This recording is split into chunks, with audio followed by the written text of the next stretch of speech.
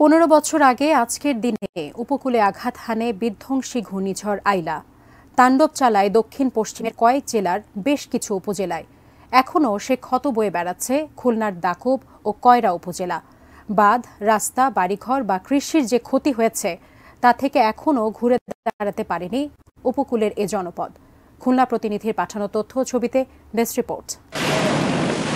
2009 সালের 25 মে ঘণ্টাখানেকের প্রবল সাইক্লোন আর জলোচ্ছ্বাসে লন্ডভন্ড খুলনা উপকূলের দাকব আর কয়রা উপজেলা। বিধ্বস্ত হয় বাড়িঘর, ভেঙে যায় বাঁধ, রাস্তাঘাট, ভেসে যায় ক্ষেতের ফসল ও মাছের ঘের। গৃহহীন হয় হাজার হাজার মানুষ। ঘূর্ণিঝড়ের প্রাথমিক ধাক্কা কেটে যাওয়ার পর দাকব আর কয়রার মানুষের শুরু হয় দীর্ঘমেয়াদের জীবনযুদ্ধ। আইলায় কেবল খুলনা জেলাতে ঘরবাড়ি হারায় প্রায় 1.25 লাখ মানুষ। ক্ষতি হয় 1000 কিলোমিটার রাস্তা আর প্রায় 600 কিলোমিটার বেড়িবাঁধের।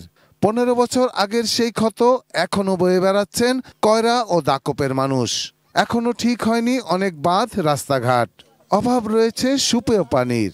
আয়লায় ক্ষতিগুলি বেশি, ঘর বাড়ি কোনো জমি কিছু নেই, টাকা পয়সার দিক থেকে কোনো কিছু নেই, ডানি ভাই কিছু নেই, রাস্তাঘাট নেই, কোনো মিল কলকারখানা নেই, ইনকামের কোনো সুযোগ সুবিধাই নেই।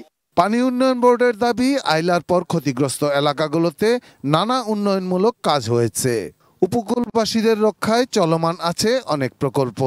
অনেক অংশে এটা রিকভার করা হয়েছে এবং বেশ কিছু আইলা পরবর্তী সময়ে অনেকগুলো বড় বড় প্রকল্প হয়েছে। এইসব প্রকল্পের আওতায় এই খুলনা অঞ্চলের বেশ কিছু বেড়িবাঁধের পুনর্বাসন করা হয়েছে। গড়পড়তা কর্মকাণ্ড নয়, উপকূলের জেলাগুলোতে ঝড় জলোচ্ছ্বাস, প্রাকৃতিক দুর্যোগের কথা ভেবে বিশেষ প্রকল্প নেয়ার দাবি খুলনাবাসীর।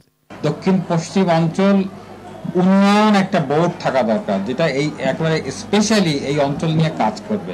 এটাকে আলাদাভাবে চিহ্নিত করতে হবে, আলাদাভাবে এটা উন্নয়ন পরিকল্পনা গভর্নমেন্টের নিতে হবে।